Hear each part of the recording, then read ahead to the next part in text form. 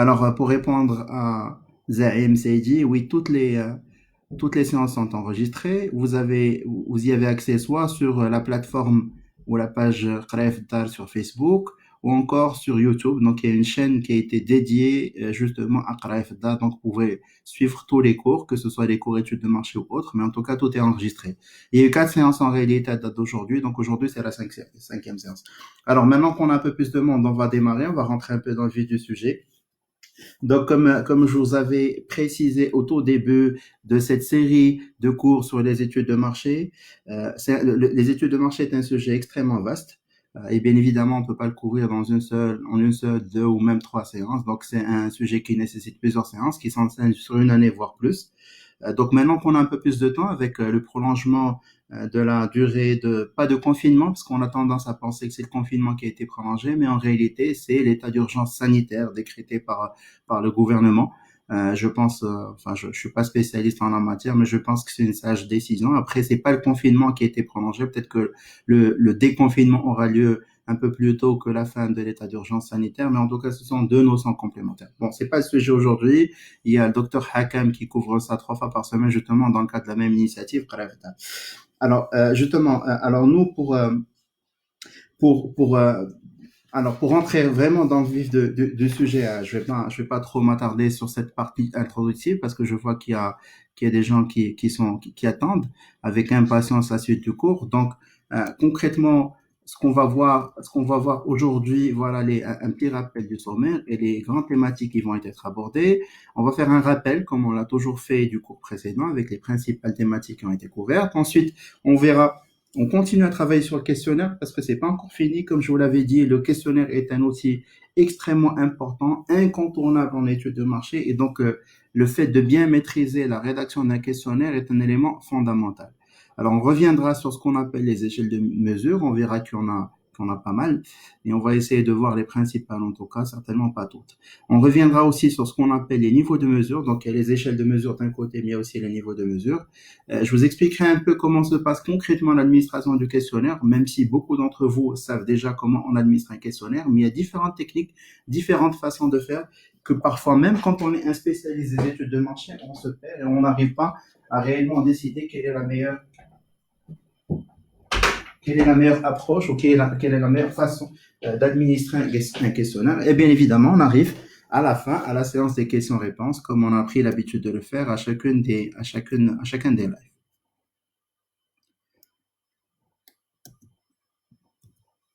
Très bien.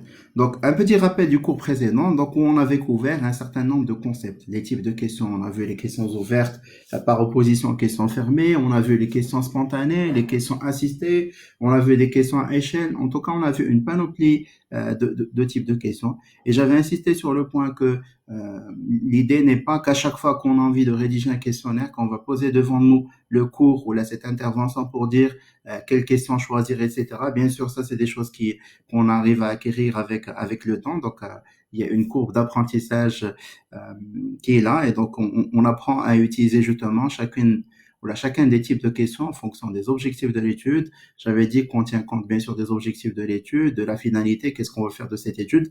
On tient compte d'un certain nombre de paramètres et d'aspects extrêmement importants justement pour rédiger un questionnaire. Ensuite, on a vu ensemble quelles sont les règles d'or, pardon, on en avait énuméré de mémoire, je pense, 16 ou les 18, voilà, 18 règles d'or.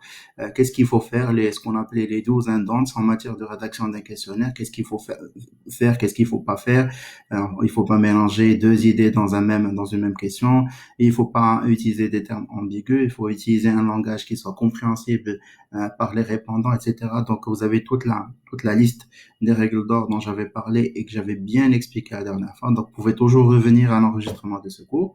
Et enfin, on avait vu ensemble quelle est la structure type d'un questionnaire, par quoi on commence et par quoi on finit. Donc, on commence souvent, enfin pas souvent, mais tout le temps par une introduction. Ensuite, on enchaîne sur les questions d'éligibilité, d'amorce, etc., jusqu'à arriver à la conclusion du questionnaire. Donc, ça, c'est un petit rappel de ce qu'on a vu ensemble la dernière fois. Ensuite, là, je passe en fait, je rentre un peu dans le vif du sujet pour commencer par ce qu'on appelle les échelles de mesure. Alors, qu'est-ce qu'on entend par échelle de mesure?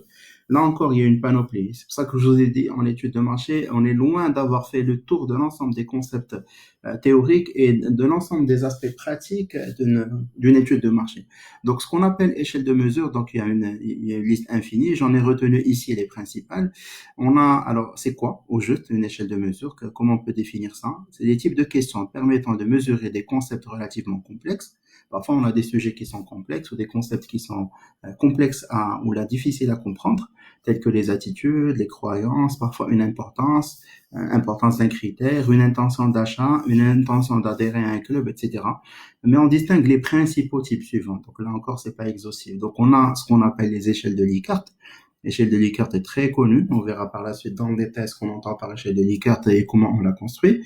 On a ce qu'on appelle les échelles différentielles, l'échelle différentielle sémantique ou l'échelle d'Osgood. Là encore, c'est un type d'échelle qui est très largement utilisé et répandu en études de marché. On a ce qu'on appelle aussi les échelles à support sémantique. On a ce qu'on appelle les rangs ou le classement. On a aussi ce qu'on appelle les échelles à somme constante. Et enfin, on a ce qu'on appelle des échelles à icônes avec des smileys. Et ces échelles, on va les utiliser principalement quand on s'adresse à une population d'enfants pour lesquels il va être difficile de comprendre une échelle de Likert ou un autre type d'échelle. Donc, on va utiliser des moyens graphiques justement pour simplifier la compréhension de la question et des modalités de réponse. Donc, voilà, ça c'est la panoplie ou en tout cas les quelques types d'études, pardon, types d'échelles qui existent. Alors concrètement, on va commencer par l'échelle de Likert, qui est bien évidemment l'échelle la plus utilisée en marketing, mais pas que. Même dans les sciences sociales, on va beaucoup recourir à l'échelle de Likert. C'est quoi au juste une échelle de Likert? Alors c'est une échelle qui va nous permettre de mesurer une attitude. Donc à partir d'une série de modalités. Donc on a un certain nombre de modalités et on a besoin d'exprimer un degré d'accord ou pas d'accord. Alors, je vous ai donné un exemple ici, mais avant d'y arriver, elle est constituée. Alors, la mesure de cette attitude, comment on la mesure? Elle est constituée par la somme des scores obtenus par chaque énoncé. De manière plus concrète, je vous ai préparé cet exemple, une question qui nous dit, je vais vous lire un certain nombre d'affirmations ou de phrases, ou peu importe comment on va appeler ça, concernant l'entreprise ABC. Donc là, on ne nomme pas d'entreprise de manière spécifique, mais une entreprise lambda. Pour chacune de ces affirmations, dites-moi s'il vous plaît si vous êtes tout à fait d'accord, plutôt d'accord, plus ou moins d'accord, plutôt pas d'accord, ou pas du tout d'accord. Donc vous remarquerez que c'est une échelle équilibrée et on va arriver à cette notion d'échelle équilibrée versus échelle déséquilibrée ou échelle balancée versus échelle débalancée. Donc on a d'un côté les modalités d'accord qui sont tout à fait d'accord et plutôt d'accord et de l'autre on a les modalités de désaccord. Ici on parle de plutôt pas d'accord ou là pas du tout d'accord qui est le niveau extrême et au milieu on a un niveau neutre, on va dire plus ou moins d'accord. Alors et on a sur les lignes, on a un certain nombre de modalités. Bon, ça c'est à titre d'exemple. Ça ne veut pas dire que toutes les échelles de Likert contiennent ces modalités, mais pour vous simplifier et vous expliciter un peu le concept, donc on a une entreprise proche de ses clients. Donc l'idée c'est de dire est-ce que je suis tout à fait d'accord, plutôt d'accord, plus ou moins d'accord, plutôt pas d'accord ou pas du tout d'accord. Alors ça c'est comment on pose cette question, mais dans la pratique, on donne toujours consigne aux enquêtrices ou aux enquêteurs au moment d'administrer un questionnaire de dire parce que généralement ça se fait en arabe dialectal, بتاريجة, donc on va dire une entreprise proche de ses clients, يعني شركة قريبة من الزبناء ديالها, واش نتوما متفقين ولا ما متفقينش. Donc on va le faire en deux étapes. D'abord on commence par متفقين ou متفقينش. Êtes-vous d'accord ou pas d'accord? Si vous me dites que vous êtes d'accord, à ce moment-là je vais préciser pour obtenir un peu plus de nuances. Êtes-vous tout à fait d'accord ou là plutôt d'accord? واش انت متفق بزاف ولا متفق شوية. Donc on va essayer de simplifier justement cette échelle, notamment quand on s'adresse à des personnes analphabètes ou des personnes âgées, etc., ou là parfois des enfants. Donc l'idée, c'est pas vraiment des enfants, mais en tout cas, on va dire des jeunes, parce que les enfants, on verra qu'il y a un type d'échelle qui est dédié et spécifique à cette tranche d'âge. Donc on fait les choses en deux temps.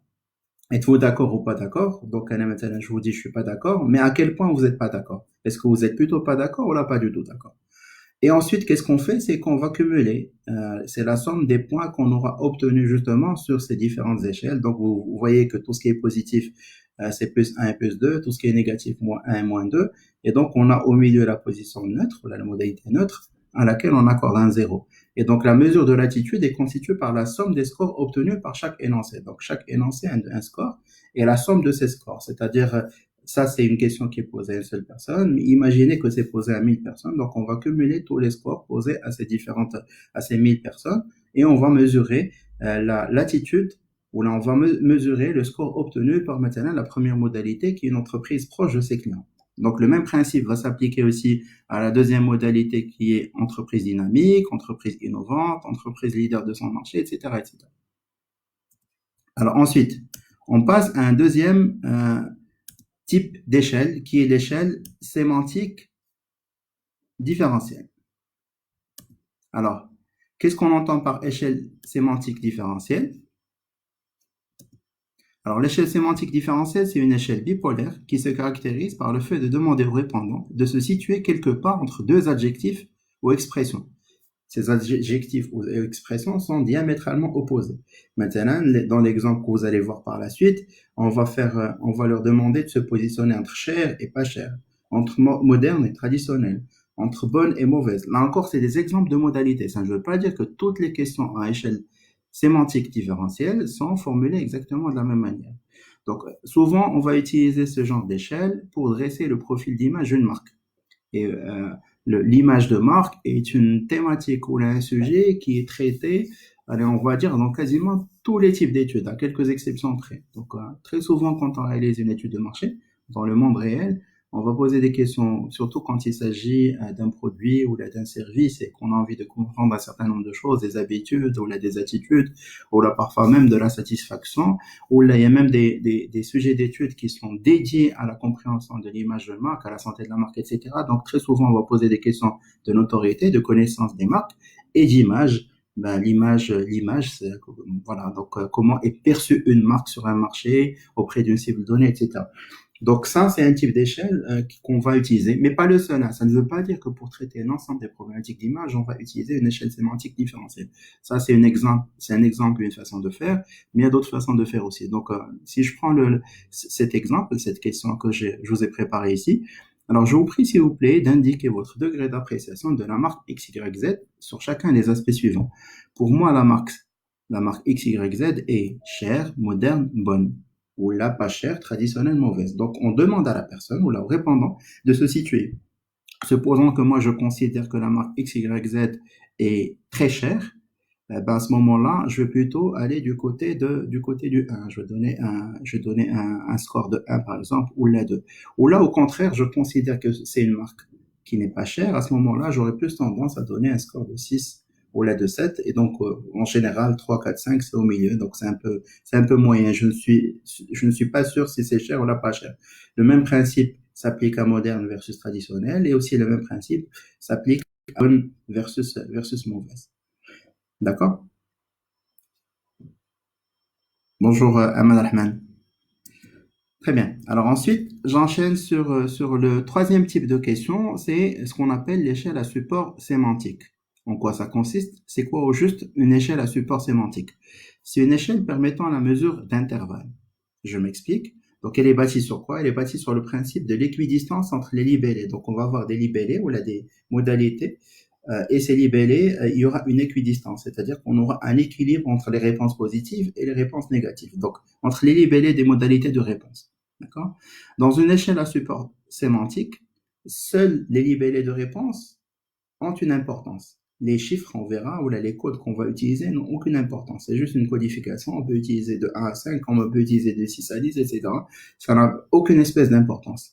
Donc, ils ne sont là, ces chiffres-là ou là, ces codes, que pour renforcer la notion d'équidistance, juste pour qu'on sache qu'il y a des attributs positifs, d'autres qui sont négatifs, et il y a un attribut neutre qui est au milieu, ou là, une modalité neutre qui est au milieu. Généralement, on va utiliser ça pour mesurer des intentions d'achat. À quel point, ou là, diriez-vous que avez-vous l'intention d'acheter la voiture une voiture au cours des 6 prochains mois. Donc, on va dire, oui, euh, je vais certainement acheter cette voiture, ou là, je suis pas sûr de vouloir acheter, ou là, je ne vais pas du tout acheter, etc. Donc, il y a on peut poser ça pour des intentions d'achat, pour un degré de satisfaction. Est-ce que vous êtes très satisfait ou là, pas du tout satisfait? On va la poser aussi pour un degré d'importance. Est-ce que c'est très important pour vous je sais pas, d'avoir un parking dans une salle de sport? Est-ce que c'est très important pour vous d'avoir un service de livraison à domicile pendant la période de confinement, etc. Donc on peut, et ainsi de suite. Hein, c'est juste des exemples. Je vous ai préparé là encore un exemple de question. En utilisant l'échelle suivante, veuillez s'il vous plaît m'indiquer votre degré de satisfaction vis-à-vis de la marque X, Y, Z sur chacun des aspects suivants. Donc on a d'un côté les modalités de réponse. Donc on a identifié ici quelques exemples. Ça peut être le prix, le rapport qualité-prix, la disponibilité. Et on a ce qu'on appelle les modalités de réponse, les libellés de modalités de réponse ça va de très satisfait à très insatisfait, en passant par plutôt satisfait, ni satisfait ni insatisfait, plutôt insatisfait. Donc on a 5 niveaux. D'un côté, on a les modalités qui sont négatives, et de l'autre, on a les modalités qui sont positives, et au milieu, on a une position qui est neutre. Donc on laisse cette position neutre pour les gens qui n'arrivent pas à s'exprimer sur une affirmation euh, particulière, ou là sur un élément particulier. Donc on laisse toujours cette possibilité de réponse. Walakin, de manière très concrète, justement, là encore sur le terrain, la consigne est toujours donnée aux enquêteurs et aux enquêtrices de poser cette question en 2 étapes. Pourriez-vous m'indiquer votre degré de satisfaction? Diriez-vous que vous êtes satisfait ou pas satisfait d'abord? Donc, on obtient une réponse. Maintenant, une personne qui va me dire, oui, je suis pas satisfait du prix. Et à ce moment-là, hein, j'enchaîne pour dire, vous êtes plutôt insatisfait ou très insatisfait du prix. Donc, j'essaie d'obtenir la nuance. On évite à tout prix d'obtenir que des réponses ni insatisfait, ni satisfait, ni insatisfait. Ce que c'est des réponses neutres, qui ne sont pas actionnables. C'est-à-dire que demain, si j'ai maintenant 1000 personnes qui me répondent ça, je ne saurais à aucun moment si les gens sont satisfaits ou pas du prix de cette marque X, Y, Z. Donc, parce que dans beaucoup de cas, voilà, beaucoup de personnes, on va dire qu'il y a un peu de fainéantise, ou là, parfois, on n'a pas envie réellement de se prononcer, ou là, parfois, on n'a pas envie de blesser la personne en face, comme je l'avais expliqué dans une des séances précédentes, pensant que c'est la personne qui gère cette marque ou là, qui gère cette entreprise. Donc, on va dire, tu es ni satisfait, Sarah, ni insatisfait. Mais en réalité, c'est des réponses qui n'apportent pas beaucoup, qui ne nous aident pas en tant que chercheur ou en tant que spécialiste en études de marché à prendre des décisions et à sortir avec des recommandations stratégiques quand on fait des études pour nos clients. Donc, je passe à un autre type d'échelle. Il y en a plusieurs en réalité, donc on en a retenu, comme j'ai expliqué tout à l'heure, quelques-unes. Là, c'est ce qu'on appelle les échelles à icônes. Alors, j'ai dit tout à l'heure, c'est des échelles généralement qu'on va utiliser auprès d'une population jeune, très jeune, d'enfants généralement, parce que c'est plus simple de leur montrer des smileys que de leur montrer ou là que de leur lire des modalités. Alors, vous allez le remarquer de plus en plus maintenant dans certains aéroports, ou là parfois dans des centres commerciaux, ou parfois même dans certains magasins. Et ils ont commencé à installer une petite borne dans laquelle vous avez des smileys pour exprimer votre degré de satisfaction par rapport à la qualité de l'accueil ou de service dans un endroit donné. Donc, vous allez voir ces smileys, effectivement, c'est plus simple, ça nécessite pas de lire des modalités, donc on peut les utiliser même auprès d'un public adulte. C'est-à-dire que comment on installe ces bornes, bien sûr, vous appuyez sur un bouton, ensuite les résultats sont enregistrés quelque part dans un serveur et ils sont traités, analysés par la suite pour prendre des actions derrière. Enfin, on espère que des actions sont prises derrière.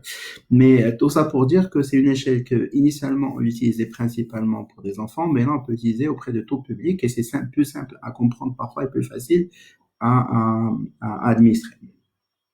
Alors on a aussi ce qu'on appelle des échelles à somme constante. Une somme constante, c'est-à-dire qu'il y a un certain nombre de points et on va demander à la personne de donner un poids. En fait, si tout le monde pouvait comprendre le principe de le poids avec un pourcentage ou une proportion, ça aurait été plus simple de mettre des pourcentages.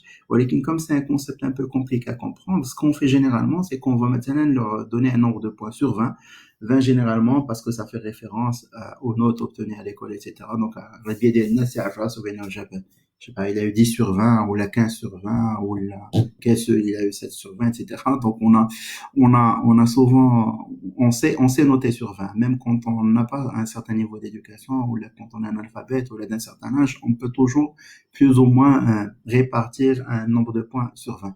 Donc ici, ce qu'on leur dit, maintenant la question de manière concrète, si vous devez répartir 20 points entre les différents critères suivants, afin d'indiquer le degré d'importance que vous accordez à chacun d'eux au moment de choisir une marque de jeu, combien de points donneriez-vous à chaque critère? Là, on a ces quelques critères au hasard, la qualité des produits, l'emballage, la publicité. Donc, le score est de 20. Maintenant, la personne va répondre qualité des produits, je donne, ah, ça c'est très bien, c'est 10. Emballage, bon, ça importe peu, je donnerai 2. Et la publicité, ah oui, c'est très important aussi, je donnerai un 8. Donc, la somme devrait faire 20. Donc, l'enquêteur ou l'enquêtrice devrait tout le temps s'assurer que la somme des points donnés par la personne est équivaut à 20. Pas moins, pas plus. Il faut absolument que ce soit ça. Donc, ensuite, ces résultats sont compilés ensemble. Donc, ça, c'est la réponse d'une seule personne. Mais après, si on a 500 personnes qui ont répondu, donc on va compiler ces points. Et on va essayer de faire un classement des critères qui sont les plus importants au moment de choisir une marque de jeu. Est-ce que c'est d'abord l'emballage, ou la qualité des produits, ou la publicité, etc., etc. Un dernier type de questions que je vous ai listé ici, ce sont ce qu'on appelle les questions à rang, ou là des questions à classement. Elles ont pour objectif de demander aux répondants de classer un certain nombre d'items, par importance, ou là, par degré de satisfaction, etc. La question, comme exemple, dites-moi s'il vous plaît, par ordre d'importance, quels sont les critères que vous prenez en considération au moment d'acheter un jus de fruits. Cette fois-ci, plutôt que de leur donner des points et leur demander de répartir ces points, on leur demande de classer par ordre d'importance les critères qui comptent le plus pour eux au moment d'acheter une marque de jeu. Donc ici, par exemple, on a la qualité des produits, l'emballage et la publicité. Je peux dire maintenant, la publicité est le critère numéro 1, ensuite l'emballage en numéro 2 et la qualité des produits en numéro 3. Et ainsi de suite. Donc toutes les personnes qui participent au sondage ou à l'étude répondent et on va compiler leurs réponses justement pour arriver à faire un classement justement de ces critères. Très bien. Donc là, on passe à autre chose. Donc on a ce qu'on appelle là, pardon, avant d'arriver à autre chose, je vous ai listé un peu les frequently asked questions relatifs aux échelles de mesure.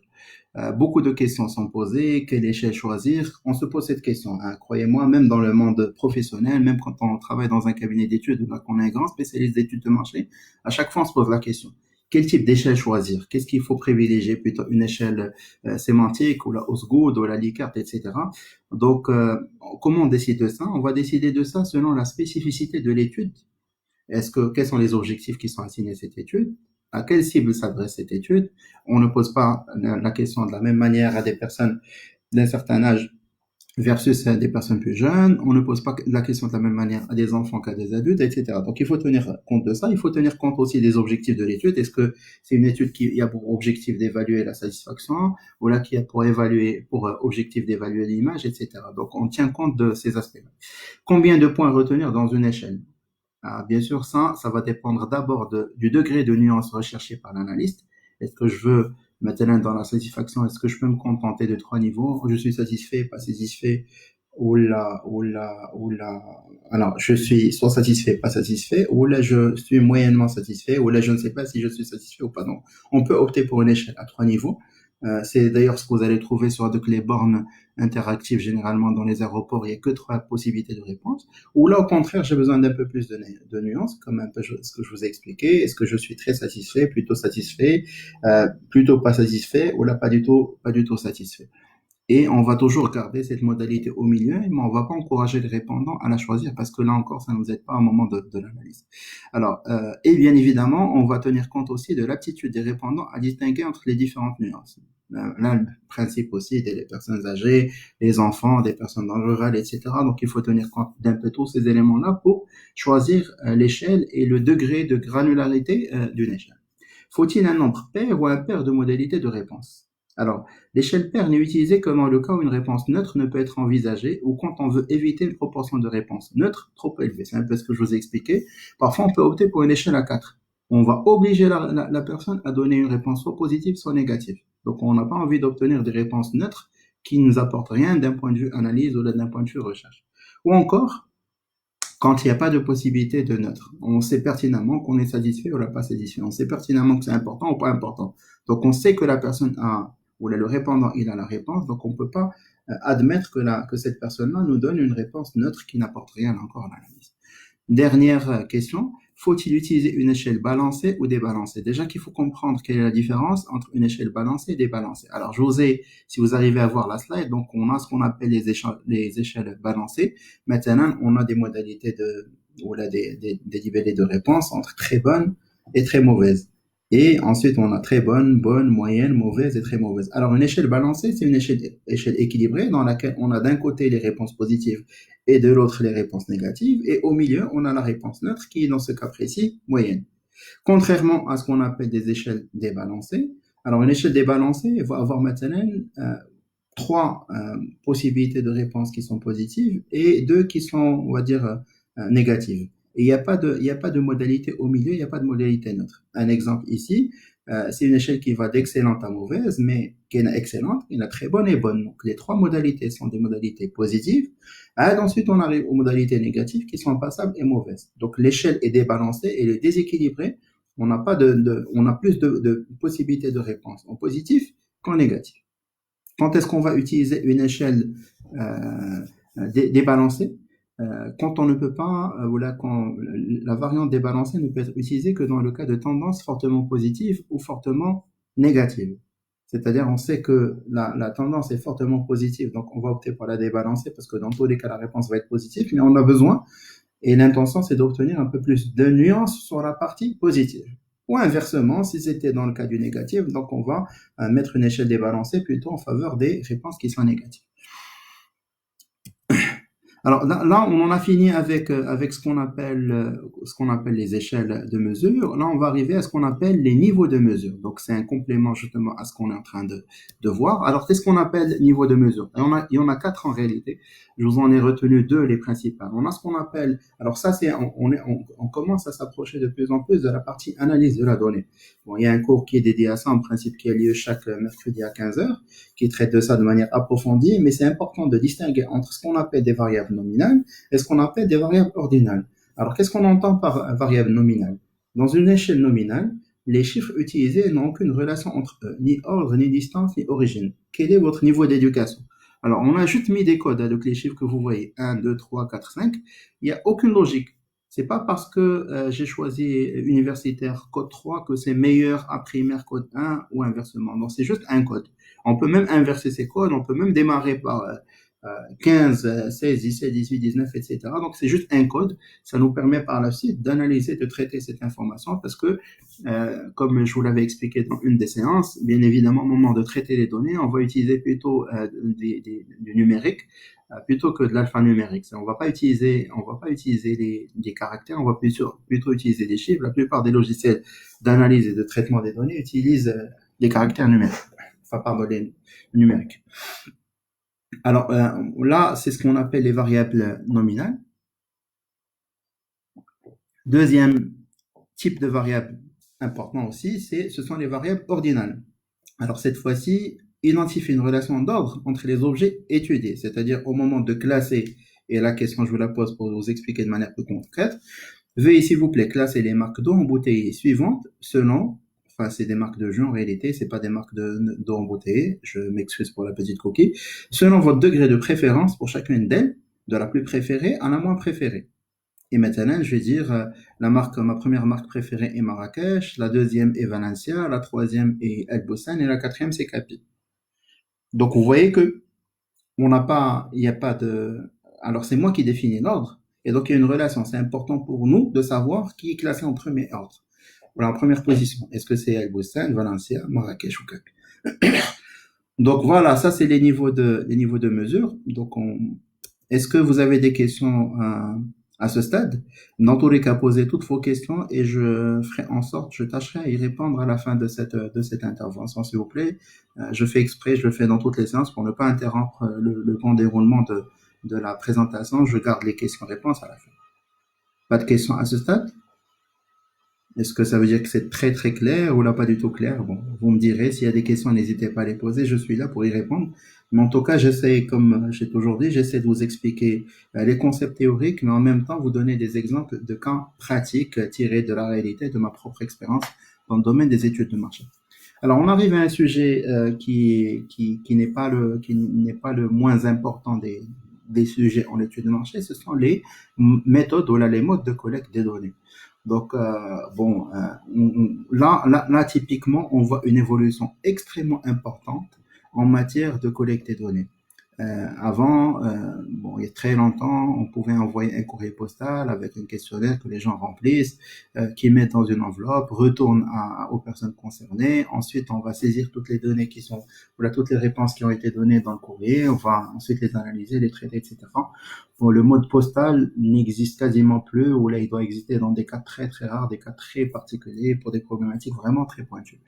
Maintenant, ensuite, on a le classique, c'est qu'on va préparer un questionnaire, on va l'imprimer et on va remplir les questions. Donc, on va l'administrer en face à face, on va aller parler à des gens, on va remplir le questionnaire sur papier. Ensuite, on va aller saisir toutes ces données-là. Où là, à un moment, il y avait aussi des machines qui étaient en mesure de décoder un peu les réponses ou les cases qui sont cochées, etc.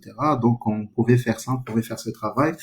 Et bon, ça prenait du temps parce que le temps de saisir la donnée, la prise de risque, parce qu'au moment d'écrire au stylo ou là, au moment de saisir les données, il y a souvent des erreurs qui existent, qui ont lieu, parce que bon, la saisie est un exercice, en tout cas dans le temps, ça n'existe quasiment plus, mais qui est un exercice très périlleux où il faut des gens qui sont devant des écrans avec une couleur monotone, soit noire, soit bleue, où ils devaient saisir des codes et il y avait souvent des erreurs. Alors aujourd'hui, on a un peu abandonné ces modes de collecte. On est sur des modes de collecte très modernes. Certains existaient, mais c'est une nouvelle façon de les faire, et d'autres qui sont relativement nouveaux. Alors aujourd'hui, au lieu de faire ce qu'on appelle le papier, alors vous allez voir, il y a différents types de modes de collecte. Je vous ai retenu là encore les principales façons, les principaux modes de collecter des données. On a ce qu'on appelle le papier, c'est ce que j'étais en train d'expliquer, c'est pen and paper euh, personal interviews. Le papier désigne pen and paper personal interviews. Pen ou la pen and paper interviews. Donc, c'est le questionnaire qui est rempli au stylo et que par la suite, il y a une saisie de ces questions. Alors, ce mot de papier a été remplacé par le CAPI. Le CAPI, c'est quoi? C'est Computer Assisted Personal Interviews. Donc, plutôt que d'écrire des réponses sur un bout de papier, là, on va saisir souvent sur une tablette ou un mini ordinateur. C'est plus pratique de le faire justement sur des tablettes. Et sur ces tablettes, le questionnaire est précodé, il est programmé, on appelle ça un script de saisie ou là, un masque de saisie. Donc, on va saisir les réponses sur un script avec les consignes dont on a parlé lors des séances précédentes et les renvois qui sont préprogrammés, automatisés, etc. Donc, c'est nettement plus convivial. On peut parfois utiliser des smileys, on peut utiliser des photos, on peut utiliser des modes voilà, parfois une façon de répondre un peu plus simple, plus ergonomique. Donc, le CAPI aujourd'hui, pour tous les cabinets qui continuent, ou là, tous les pays qui continuent à faire appel au face-à-face, parce que là encore, n'oublions pas ce qu'on appelle les enquêtes en face-à-face, mais il y a aussi des enquêtes, de plus en plus d'enquêtes qui sont réalisées en ligne, ou là, des enquêtes qui sont réalisées sur smartphone, etc. En tout cas, pour le face-à-face, aujourd'hui, le CAPI doit constituer, allez, ne serait-ce qu'au Maroc, on est déjà à facilement 95%, ou la même proche de 100% en matière de réalisation d'enquêtes sur des tablettes CAPI. Alors, on a le mode de collecte CATI, celui-là. CATI, c'est Computer Assisted Telephone Interviews. Tout simplement, c'est les sondages téléphoniques. Bon, bien évidemment, c'est un type de sondage qui a existé depuis très très longtemps, notamment dans des pays développés, mais aussi dans notre pays ou là dans des pays qui sont similaires aux nôtres. Mais les modes ou là les façons de faire se sont améliorées. Avant, bon, on passait des appels d'un téléphone normal, il n'y avait pas forcément d'enregistrement, on notait les réponses, peut-être même parfois sur du papier ou là sur un fichier Excel, etc. Aujourd'hui, il y a des logiciels très très sophistiqués pour gérer justement ces, euh, ces CATI, ou là pour gérer ces enquêtes téléphoniques, on appelle CATI. Aujourd'hui, on a ce qu'on appelle, alors il y a bien évidemment la possibilité d'enregistrer les appels. Ça se fait via un ordinateur et donc beaucoup de fois on va utiliser VoIP, d'avoir le Voice over IP justement pour passer des appels. On va utiliser aussi ce qu'on appelle RDD, Random Digital Dialing, c'est-à-dire que c'est l'ordinateur lui-même qui va composer. On va juste lui donner une liste de numéros, c'est lui-même qui va aller chercher les personnes ou les répondants qui sont disponibles, qui ne sont pas sur boîte vocale, qui ne sont pas au réseau, etc. pour leur passer un coup de fil et qui va programmer des appels de manière automatique, etc. Donc, il y a aujourd'hui des logiciels très sophistiqués qui permettent aussi de faire de l'écoute à distance. Beaucoup de clients demandent à écouter les interviews réalisées à distance pour s'assurer de la qualité de recueil, etc. Donc, aujourd'hui, c'est devenu extrêmement sophistiqué, des logiciels qui sont très, très performants pour réaliser des enquêtes téléphoniques. Aujourd'hui même, dans ce contexte de confinement, maintenant chez Inside Tech, on a donné la possibilité aux téléenquêteurs et téléenquêtrices de réaliser les appels de chez eux. Il suffit juste qu'ils aient une connexion Internet. On a mis à leur disposition des tablettes et donc ils peuvent passer des appels à distance et on arrive à réaliser un certain nombre d'études à distance. On va dire en brisant ce frein le confinement ou l'impossibilité de rencontrer des gens face à face. Alors, on a bien évidemment alors, je vais continuer sur alors, Kawi. Alors, Kawi, c'est quoi? C'est Computer Assisted Web Interviews. Alors, Web Interviews, c'est, aujourd'hui, vous recevez un sondage en ligne, qui vous dit, voilà, donc, qui vous invite à répondre à un questionnaire en ligne. C'est ce qu'on appelle le Kawi, Computer Assisted Web Interviews. Donc, tout ce que vous recevez comme sondage en ligne, ou via un lien, etc., sur Internet et du Kawi. Il y a une variante du Kawi, mais ce qu'on appelle le CAMI, Computer Assisted Mobile Interviews. Bon, c'est au lieu de recevoir ça sur un ordinateur, là, de vous recevez ça sur un smartphone, parfois même sur certaines applications qui sont dédiées à réaliser des sondages. Il y a des cabinets d'études qui ont des applications que vous installez, vous arrivez à recevoir justement là. Donc, c'est web ou là sur mobile. Enfin, un type d'étude qui est très répandu aussi, alors c'est ce qu'on appelle CLT. En réalité, c'est pas un mode de collecte, mais c'est, oui, on peut appeler ça aussi une méthode de collecte. CLT, c'est pour désigner Central Location Test.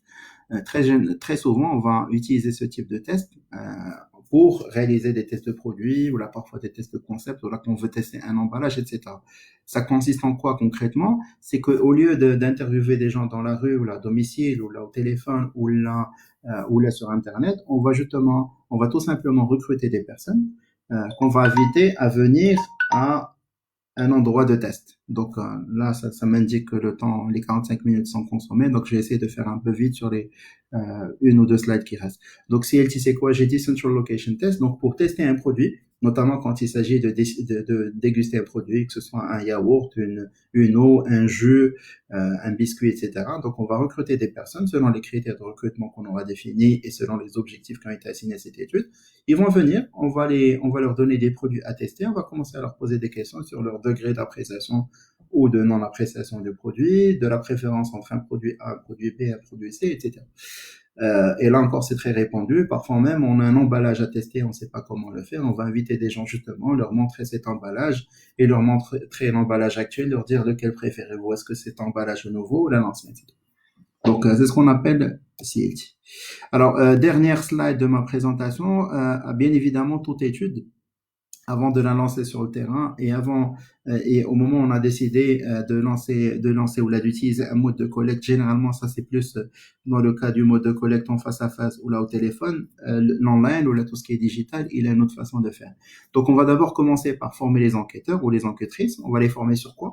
Sur les objectifs de l'étude pour qu'ils comprennent, pour que ces enquêteurs sachent, mais quand ils obtiennent une réponse, est-ce que ça cadre avec l'objectif de l'étude ou là c'est une réponse qui est complètement à côté. Donc c'est important qu'ils puissent savoir de quoi on parle.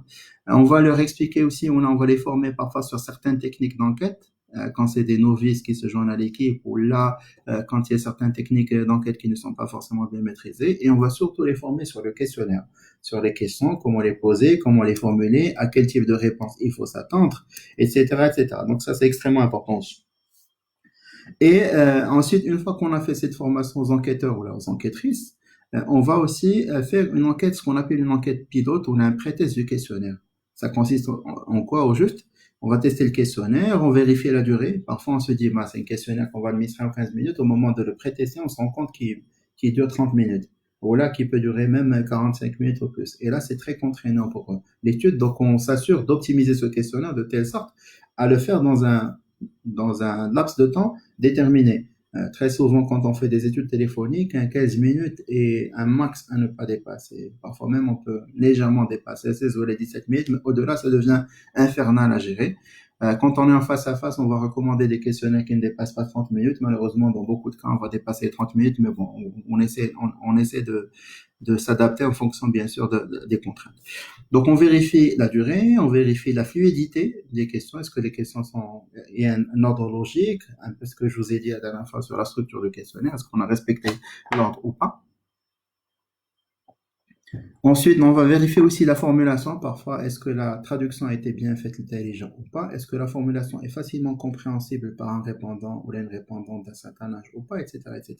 Et bien évidemment, on va surtout valider aussi la maîtrise par les enquêteurs. Est-ce que la formation a donné ses fruits? Est-ce que les enquêteurs ou les enquêtrices arrivent à administrer ce questionnaire sans trop de problèmes?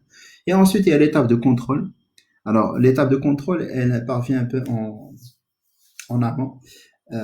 En fait, à la suite, une fois qu'on a lancé le terrain, pour nous assurer justement que le terrain est bien réalisé. Donc, on s'assure que les questionnaires sont administrés, qu'elles sont administrées ou qu'ils sont administrés de manière standardisée, c'est-à-dire tous les enquêteurs posent les questions de la même manière, que les conditions de déroulement du test ou là de l'étude sont idoines et qu'on a respecté un plan de sondage, c'est-à-dire quand on a demandé à interroger 50% d'hommes et 50% de femmes, c'est respecté, ou là quand on a demandé à interroger telle tranche d'âge ou la telle autre tranche d'âge, c'est respecté.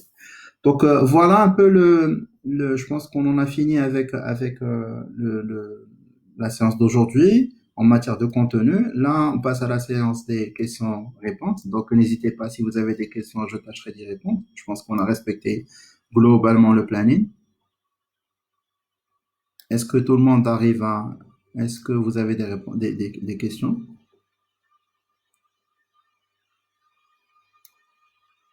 Hmm. Je vais en profiter aussi pour vous donner les résultats.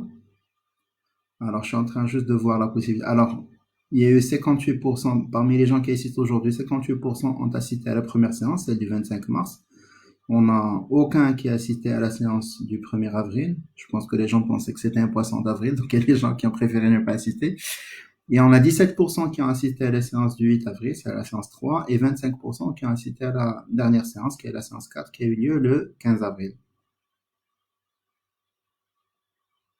Donc en tout, on a eu 12 réponses.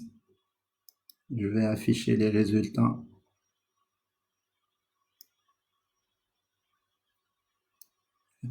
Est-ce que vous avez des questions? Est-ce que quelqu'un peut me confirmer si vous avez des questions ou pas? Sinon, si tout est clair ou pas du tout clair, bon, on en arrête là et je vous donne rendez-vous, bihawlillah, مع قوته, Inch'Allah, pour la semaine prochaine, toujours au même endroit, la page Facebook Qariya fi Dar, à la même heure, mercredi à 10h, Inch'Allah. Je pense, à moins qu'il y ait un changement à cause de Ramadan. Mais en tout cas, d'ici là, كنتمنى لكم ولعائلاتكم رمضان مبارك سعيد، الله يدخل علينا بالصحة والسلامة، والله يدوز هذا الأمر هذا ولا هذا الوباء هذا بخير على خير، وتبقاو بصحتكم وسلامتكم نتوما والناس اللي عزاز عليكم. D'ici là, prenez soin de vous et à très bientôt, Inch'Allah. Encore une fois, Ramadan Mubarak Saïd. Et merci beaucoup pour votre attention.